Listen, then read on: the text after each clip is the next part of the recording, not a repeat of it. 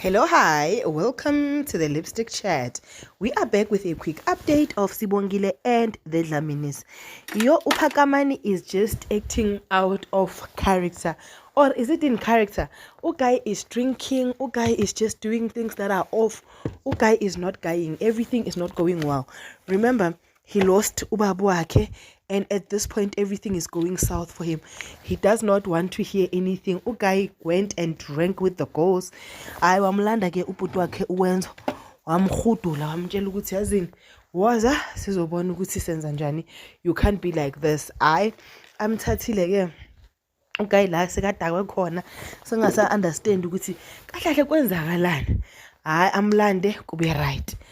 Bavuke ekseni kudliwa ibreakfast. Ebreakfastini ke kube into yokuthini, kube into yokuthi kuconclude ngokuthi bazoyozilela ubaba omkhulu, because wazi wakhumbuza ukwenza ukuthi if you did not know the truth bozomzilela nje ngobaba omkhulu wakho. Athi angasi nokuthi ngimbize bani, athi umbiza ngobaba because bombiza ngobaba vele.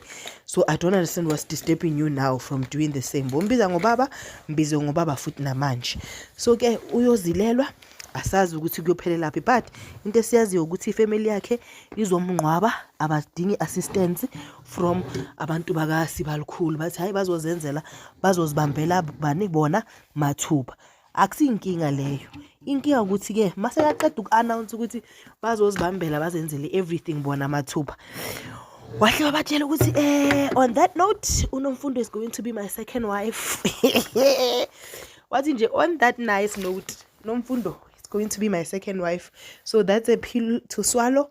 Igunyeni nidileni nayo, nazi ukuthi those are the marching orders. Phelela lapho, ayijiki ngibrikile lapho. Yo guys, like I'm so worried ukuthi how are they going to accept Nomfundo?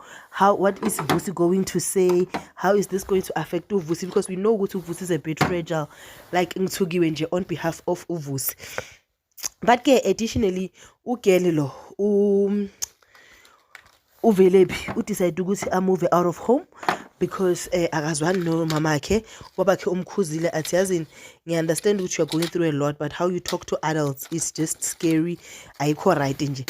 So with that said, bengicela ukuthi mina ubona ukuthi ngathi uyahafula lento yenzayo. Wabona ke yona kuyi-hatred, wabona ngathandwa, wabongafuna ukukhuzwa. Engafuni ukukhuzweni kakhe wayofuna iroom, i-social worker lathi likhuluma naye.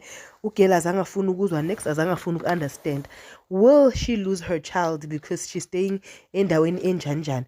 Or will the storyline be fair to say vele noma umama ngahlala emkhukhuni onjani bahlala nomntana wakhe, anakekela umntana wakhe, angam-abuse, abamthathi? Or will they want to spin the storyline in a way yokuthi bathi umntana uyathathwa?